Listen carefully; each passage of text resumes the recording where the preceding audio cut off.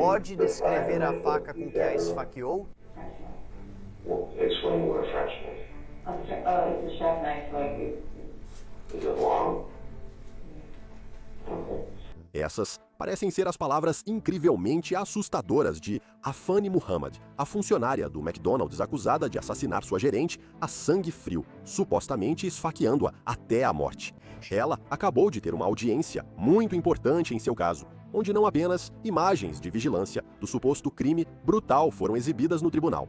A entrevista dela com a polícia foi divulgada para o mundo ver, mas foi relatado que um parente da vítima apareceu no tribunal com uma faca, e isso jogou tudo em um caos absoluto. Vamos discutir isso agora. Bem-vindo ao Sidebar, da Law and Crime. Sou Jesse Weber.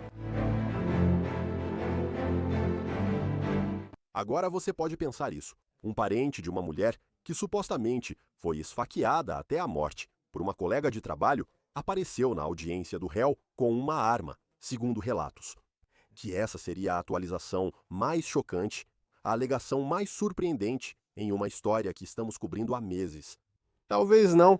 Há muito o que falar agora sobre o caso incrivelmente perturbador e bizarro de Afani Muhammad, de 27 anos.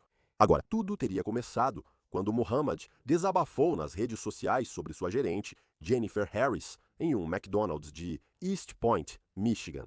Ela é uma valentona, estou te dizendo. Ela é uma valentona. Alguém vai fazer alguma coisa sobre isso. Não é engraçado, não é justo, não tem graça nenhuma.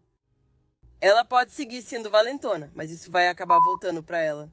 Mas isso terminou com Harris, uma mãe de 6 filhos, de 39 anos, morta. As autoridades dizem que em 10 de julho, Muhammad discutiu com Harris após ela afirmar que foi mandada para casa mais cedo. Segundo os investigadores, Muhammad ficou um tempo em seu carro e depois voltou com uma faca. E quando os policiais chegaram, Harris já havia sido esfaqueada até 15 vezes, de 13 a 15 vezes. E um cliente armado aparentemente interveio para impedir Muhammad de fugir. As autoridades alegam isso. Harris foi levada rapidamente ao hospital, mas morreu pelos ferimentos. Vou te mostrar o que vamos tratar com essas últimas atualizações e a audiência no tribunal. Quero apenas retomar, rapidamente, o que as autoridades apresentaram na audiência de julho e o que afirmam ter ocorrido. No dia em que Harris teria sido esfaqueado por Muhammad. Antes do esfaqueamento, Harris mandou Muhammad para casa por não cumprir o trabalho e Muhammad disse, eu vou voltar. Muhammad foi presa no local e a faca foi recuperada. Muhammad disse que queria matar Harris e, após ser mandada para casa, foi a um parque próximo. Ela voltou e esfaqueou Harris com uma faca do veículo. Quando Muhammad voltou para esfaquear Harris, ela entrou pelos fundos usando uma máscara de capuz, tentando esconder quem era. Tentou fugir após o esfaqueamento, mas um cliente armado a impediu. Então Afeni Muhammad foi acusada de homicídio premeditado em 1º grau. Estamos falando de prisão perpétua, sem possibilidade de liberdade condicional e porte de arma perigosa com intenção ilegal. Pelo que entendemos, isso pode resultar em até 5 anos de prisão. Ela também foi acusada, aparentemente, como reincidente. Essa designação parece vir de uma condenação anterior por esfaqueamento na Virgínia, do então namorado dela. Ela recebeu sentença suspensa.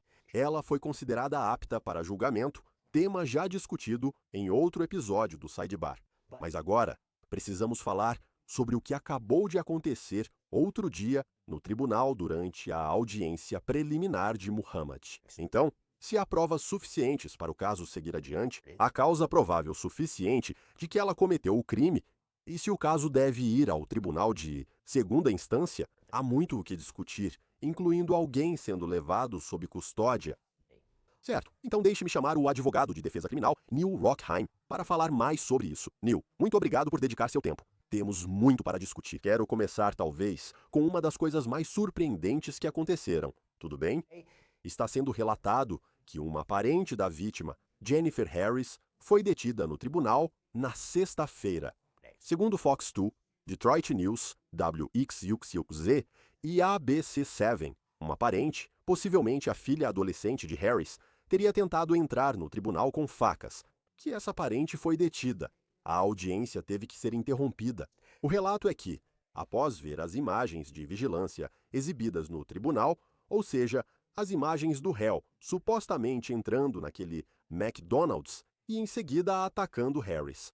Que esse membro da família sai do tribunal, vai até o estacionamento e supostamente pega 2 facas de um carro. Agora relatam que um parente pegou uma de suas facas à força, mas ela conseguiu voltar para o tribunal com uma faca e foi imobilizada pela polícia. O Ministério Público analisa possíveis acusações no caso. Fale comigo sobre isso, no sentido de que, veja, a família Harris está, obviamente, bastante emocionada, especialmente durante esse tipo de depoimento. Você já viu algo assim acontecer antes? Eu nunca vi um caso em que um parente da vítima entrou ou tentou entrar em um tribunal com armas para possivelmente ferir alguém. Não vi isso acontecer com o juiz, o réu ou outros. Eu já vi muitos casos, assim como você, em que vítimas ou parentes de vítimas estavam na sala do tribunal e avançaram ou foram atrás ou foram agressivos com o acusado. Quero dizer, o caso do Larry Nassar me vem à mente, onde havia um dos parentes da vítima. Acho que o pai de uma das vítimas tentou avançar contra Nassar e a polícia teve que contê-lo. Então, já vimos muitas cenas acontecerem assim, mas nada exatamente como isso. É útil, Jesse, também entender o tamanho deste tribunal. O tribunal em East Point é pequeno, é apertado. Há uma porta de entrada e saída que passa pela segurança. Depois que você passa pela entrada de segurança, tudo fica à mostra. Há apenas uma sala de audiências, tornando a área muito apertada e congestionada.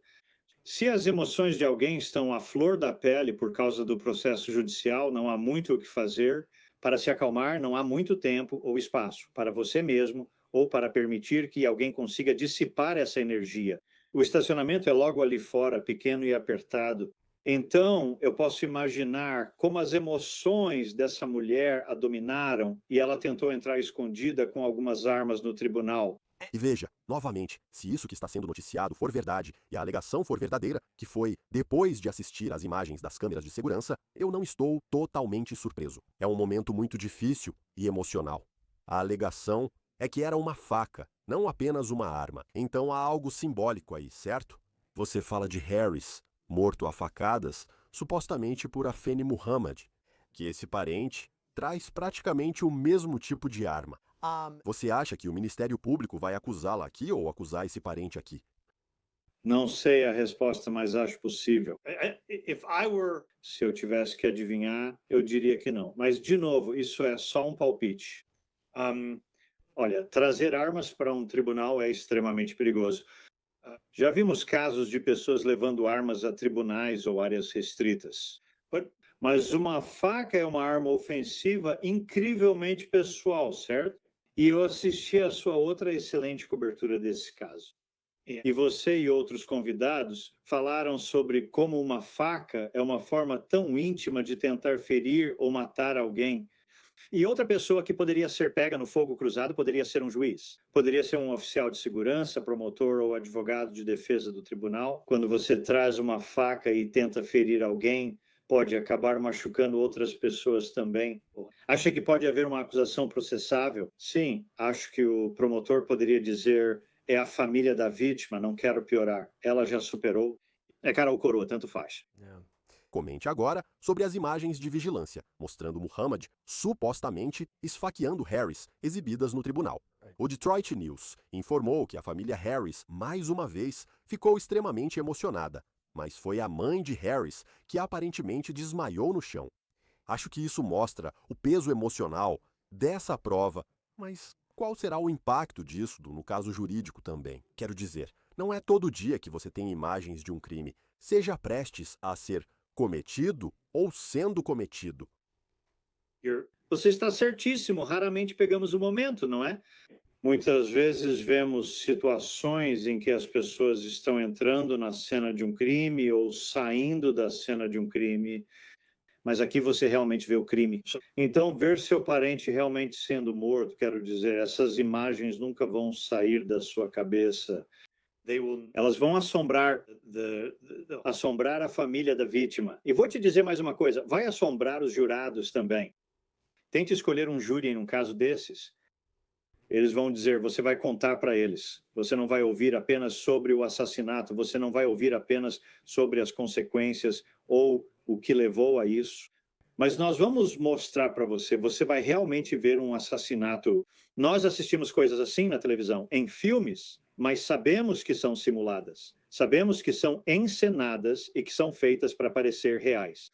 Isso é real. Você verá alguém morrer ao vivo. Falando sobre coisas encenadas. Cara, meu estômago, só de pensar nisso, Jesse, já fico embrulhado aqui sentado. Como isso seria assistir a isso? É horrível. E também é horrível pensar nisso.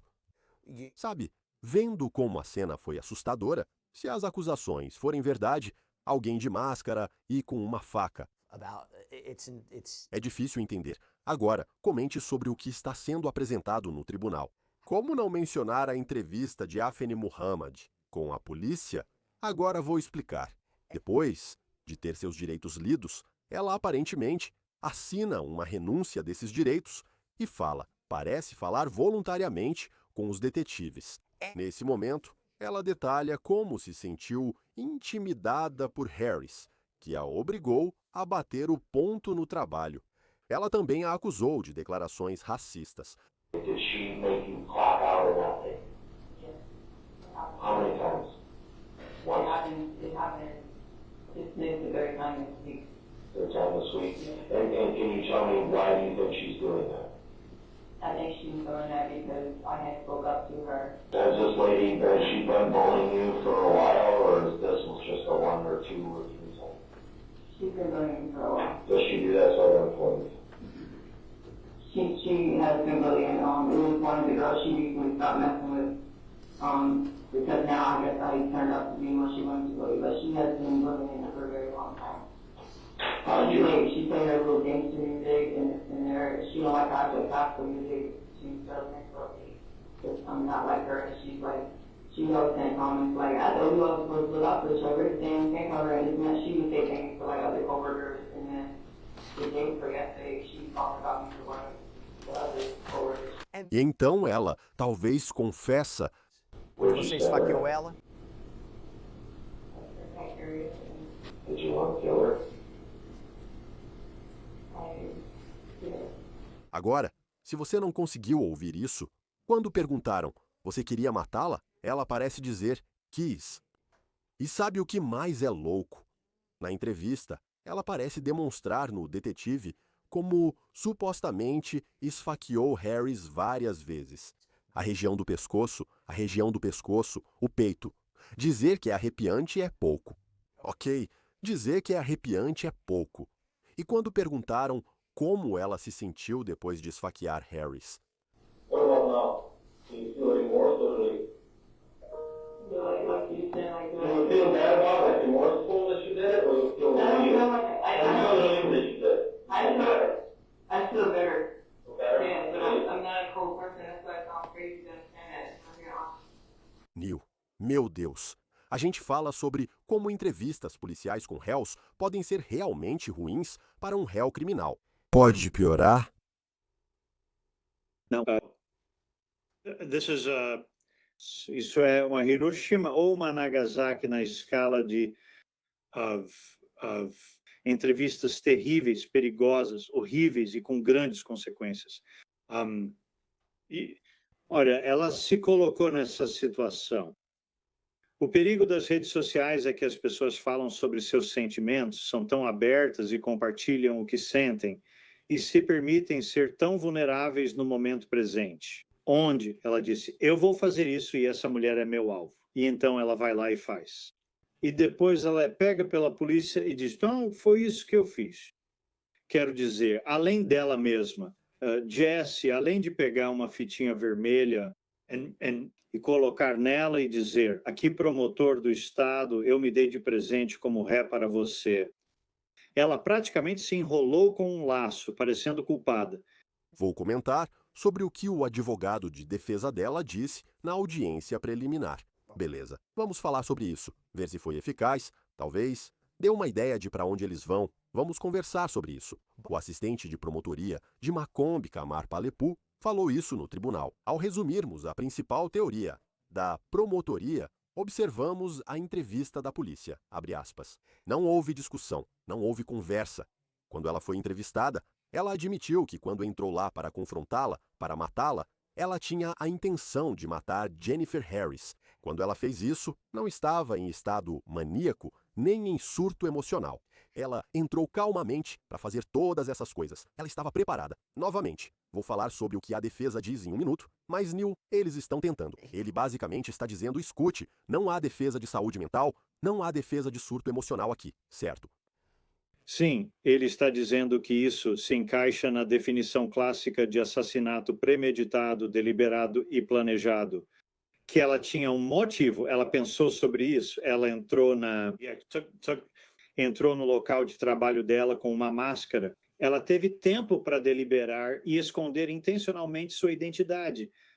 Que ela entrou muito calmamente, procurou seu alvo e acabou atacando seu alvo. A própria pessoa que ela mencionou no vídeo e que não havia sinal de nenhum tipo de... Ela não achava que essa pessoa fosse uma figura religiosa. Alucinações ou figuras históricas não estavam falando com ela, não havia vozes na cabeça dela. Ela estava colocando em prática o plano que anunciou no Instagram dela. E então, enquanto ela colocava o plano em prática, ela refletiu sobre isso, premeditou e depois cumpriu. Ele apresenta um caso clássico de homicídio doloso qualificado. Se ainda restar dúvida sobre a identificação, deixe para lá. Vamos falar do depoimento das testemunhas. Isso foi crucial na audiência preliminar, pois uma testemunha depois, Deborah Macmillan, que estava lá durante o suposto ataque. Ela disse que Muhammad se irritou porque ela gritou com Harris por tê-la registrado o ponto, alegando que Muhammad não fez seu trabalho. Houve alegações de que ela ficava mexendo no celular e chegava atrasada. Um ex-funcionário do McDonald's também testemunhou sobre o que Muhammad contou a Harris, abre aspas. Ela parecia muito irritada e começou dizendo, abre aspas, então você me tirou do ponto sem me avisar. Você colhe o que planta. É melhor você tomar cuidado, eu vou voltar. Um caminhoneiro testemunhou que, enquanto descarregava, Muhammad voltou ao restaurante, disse, oi, eu trabalho aqui, e tirou algo da bolsa. Voltando a Macmillan, ela não viu o suposto esfaqueamento, mas testemunhou alguém correndo, usando uma citação. Na sexta-feira 13, Máscara viu Muhammad com uma faca. Então chegou à frente do restaurante e viu Harris deitado no chão, sangrando. E até tentou salvar a vida dela, aliás, pressionando toalhas nos ferimentos de faca. E isso foi realmente de partir o coração. Aparentemente, segundo ela, Harris disse para ela, enquanto sangrava, Debbie, por favor, não me deixe morrer. Neil, embora a identificação talvez não seja um grande problema, é interessante ouvir as diferentes descrições. E você tinha uma colega de trabalho, Neil, que testemunhou que sabia que era Muhammad. Porque ela não só reconheceu o uniforme de trabalho por baixo desse moletom com zíper que o agressor aparentemente estava usando, mas ela olhou para as unhas do agressor enquanto ele segurava a faca, e que as unhas pareciam com os copos de McFlurry do McDonald's, sabe? Com o logo vermelho e amarelo do McDonald's nelas. Ela notou mais cedo que Muhammad usava unhas temáticas e elogiou por isso. Então você tem todas essas testemunhas que estão ajudando na identificação, Neil.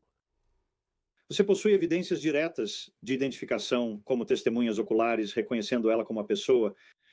Você tem evidências circunstanciais, tanto antes, durante quanto depois, de pessoas que vão identificar peças ou coisas, ou conectar pontos que levam de volta a ela como a pessoa responsável. E os jurados são informados de que a identificação é sempre uma questão. O Estado deve sempre provar a identificação, mas essa prova pode ser de duas formas. Evidência direta e circunstancial. Neste caso, o Estado possui as duas. Se a defesa tentar transformar este caso em uma questão de identificação, isso será uma farsa somada à tragédia. Não há como alguém argumentar de forma racional, competente ou razoável que ela não foi quem cometeu o esfaqueamento. Não dá, não é razoável nem viável. Há muitas evidências. Vou mostrar algo do advogado de defesa, Joshua Jones. Ele pareceu sugerir o motivo pelo qual a promotoria não cumpriu seu dever de levar a ré a julgamento. Basicamente, nesta audiência preliminar, faltam provas e causa provável suficientes. Para a acusação de homicídio doloso qualificado, Jones parece argumentar: bem, há certos aspectos nisso que não necessariamente mostram isso. Ela comprou uma faca ou vestiu aquelas roupas com o plano de matar. Então, aparentemente tentando distinguir entre homicídio doloso e culposo. Mas não quero que o tribunal ou os fatos sugiram que isso foi comprado para esse fim ou incidente. É uma máscara com capuz. Novamente, só estou identificando algumas. Eu não quero dizer, esclarecendo pontos do que ouvimos em fatos, porque ficou muito claro que era algum tipo de capuz com zíper que cobria o rosto. Não era uma máscara separada comprada para isso, mas uma peça inteira, uma vestimenta. Especificamente porque estamos falando sobre a diferença entre, você sabe, pelo menos para os propósitos de hoje, homicídio em primeiro e segundo grau. Existe também a identificação de premeditação ou preparação para te levar ao homicídio em primeiro grau. Sobre a segunda acusação, portar arma perigosa, com intenção ilegal, Jones sugere que faltam provas de que a faca tinha 3 polegadas ou mais. Agora, por que isso importa? Porque se você olhar para o Estatuto do Estado, ele diz que uma pessoa não deve, com intenção, usar o mesmo de forma ilegal contra outra pessoa. Andar armado com uma faca tendo uma lâmina com mais de 7 centímetros de comprimento. Então, na verdade, isso está claramente especificado. Então, aqui está o que ele diz. O comprimento da lâmina deve ser superior a 7 centímetros. E a única coisa que necessariamente tínhamos da senhorita Macmillan é que pode estar entre 5 e 6. Ela só está falando do tamanho da faca. Novamente, não temos nada específico sobre a lâmina. Neil, o que você acha desses argumentos? Quero dizer, parece que é tipo, olha, estou fazendo o melhor que posso, dadas as circunstâncias. Mas estou tentando dizer que a promotoria não cumpriu o ônus específico com esses elementos específicos. O que você achou desses argumentos? Não muito. E eu não tenho nada contra o advogado dele. Isso é para pegar emprestado uma cena de O Lobo de Wall Street. Isso é uma granada, que foi aquilo. Esse é um caso impossível de perder para o Estado. Foi como uma guerra impossível de perder quando os Estados Unidos entraram em Granada. Por que digo isso? Porque existe. Eles podem tentar argumentar de alguma forma, pense nisso. Por que ela usou a máscara? Por que ela voltou? Por que ela entrou pela porta dos fundos em vez de entrar pela porta da frente? Por que ela teve que se identificar para um caminhoneiro que estava entregando materiais? Por que ela teve que se identificar como funcionária? Porque ela se sentiu desconfortável entrando com a máscara. Você não aparece para trabalhar de máscara, você não aparece para trabalhar e entra pela porta dos fundos em um trabalho para justificar para alguém o motivo de você estar lá. A única razão para fazer isso é porque parece estranho e esquisito. E você quer conseguir passar por essa pessoa sem que ela te pare. Não dou muito valor a isso. O advogado está fazendo o melhor que pode com os fatos que ele tem. Se o argumento dela e se o argumento do advogado em nome dela bem, ela voltou para confrontar a vítima e não tinha nenhuma intenção malévola ou prejudicial. E então, durante essa conversa, as coisas simplesmente... Ela se deixou levar pelo calor do momento. E isso simplesmente a dominou e ela acabou perdendo o controle das emoções de forma incontrolável. O argumento dele seria que foi homicídio em segundo grau, não em primeiro, certo? Eles usariam esse argumento, mas os fatos o contradizem. O Instagram, a postagem, ela indo até lá, a máscara. Eu não me importo se a faca tinha 3 polegadas, 3 pés, ou se tinha 1/4 de polegada. O fato é que você pode ser acusado de vários crimes diferentes em Michigan por portar uma arma, mesmo que não tenha a intenção de usá-la ilegalmente contra outra pessoa. Você ainda pode ser processado por portar uma arma oculta. Ou, mesmo que essa acusação caísse, isso não seria algo decisivo, não significaria muita coisa, não seria uma grande vitória para o Estado. É como se fosse vencer, é como marcar um touchdown no último minuto de um jogo, quando você já perdeu, está perdendo de 99-0. Isso não adianta muita coisa. A realidade é que, mesmo que essa acusação fosse retirada, ela ainda trouxe uma arma e a usou contra outra pessoa no trabalho. Não dou muito valor a esses argumentos, acho que o advogado está tentando. Ele está tentando fazer o melhor que pode com um conjunto de fatos muito ruim, muito ruim, e uma situação muito desfavorável.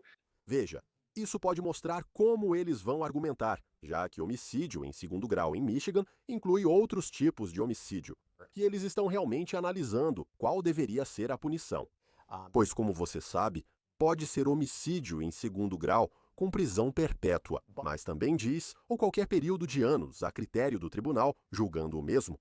Então há mais espaço aqui para uma punição menor. É por isso que eles estão tentando ir para homicídio em segundo grau aqui, ou pelo menos tentar considerar essa ideia. Mas aliás, rapidinho, o depoimento dessa testemunha, eu achei, foi realmente interessante. O caminhoneiro, esse cliente no drive-thru, que supostamente sacou uma arma, perseguiu o agressor. E supostamente, Muhammad até testemunhou que o capuz caiu enquanto ele a perseguia, mostrou o rosto dela. Ele a alcança, a ameaça com uma arma e ela diz: "Tenho um irmãozinho por quem viver." Segundo ele, essas foram suas palavras.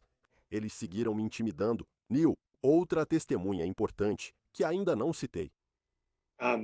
Quer dizer, eu não sei quantos pregos no caixão a gente pode identificar, mas there are 15, 20, cada um desses é uma prova decisiva contra o réu. Olha, nós advogados de defesa, às vezes recebemos um conjunto de fatos muito ruim. E o nosso trabalho, gostando ou não dos fatos do caso, é tentar defender o acusado da melhor forma possível. Nós elaboramos argumentos que achamos que pelo menos vão testar o caso da promotoria, e por isso, Jesse, eu não acho que muitas das provas que discutimos até agora sejam muito favoráveis ao réu. Eles podem tentar pegar pequenos detalhes aqui, e eu odeio simplesmente criticar ela, mas esse é um caso terrível para se defender. Não invejo o advogado dela em nada. Mas vamos falar sobre o que aconteceu. Então, a juíza-chefe, a honorável Kathleen Jean Gallen, tomou uma decisão. O que ela decidiu sobre a causa provável? Há elementos suficientes? Sobre homicídio doloso, em primeiro grau, ela se pronunciou. A vítima foi encontrada no chão em uma grande poça de sangue, com múltiplos ferimentos de faca. Um homicídio ocorreu por ação criminosa. Há uma testemunha. Um gerente ouviu a confusão e encontrou Harris no chão, sangrando. Que houve intenção, houve premeditação. Muhammad contou em entrevista que ela se irritou porque o chefe registrou seu ponto de saída.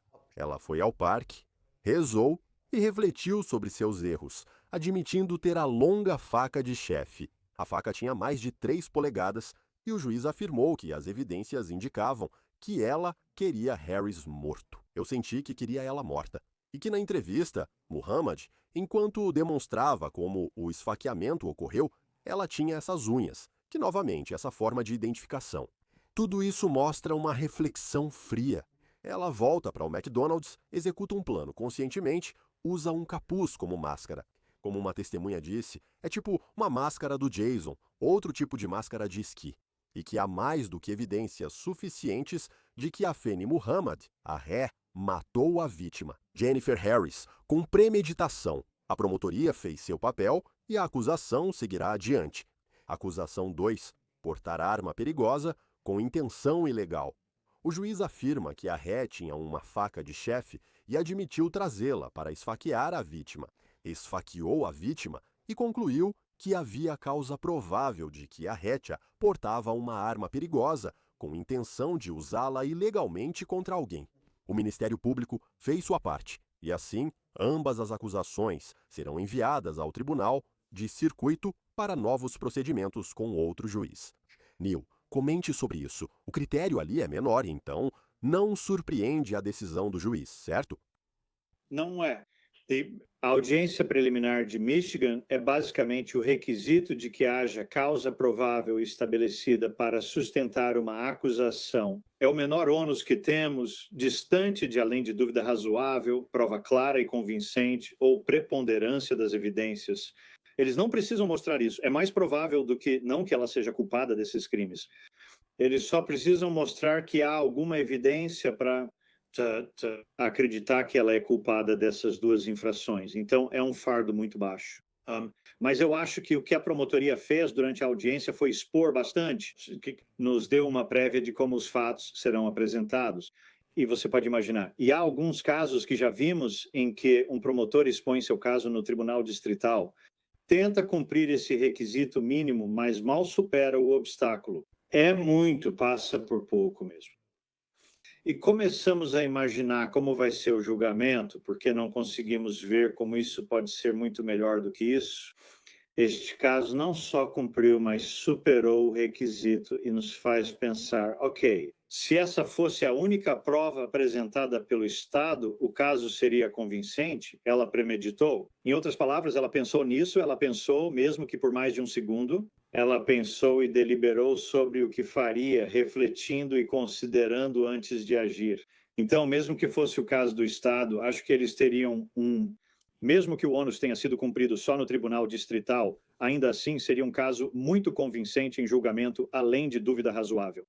O caso segue para o Tribunal de Comarca do Condado de Macomb, com audiência de acusação em dezembro. Veremos se irá a julgamento. Obviamente, haverá moções que serão feitas antes, mas isso, por todos os relatos, está avançando para a próxima etapa. Caso perturbador e triste. Neil Rockham, obrigado pelo seu tempo. Bom te ver.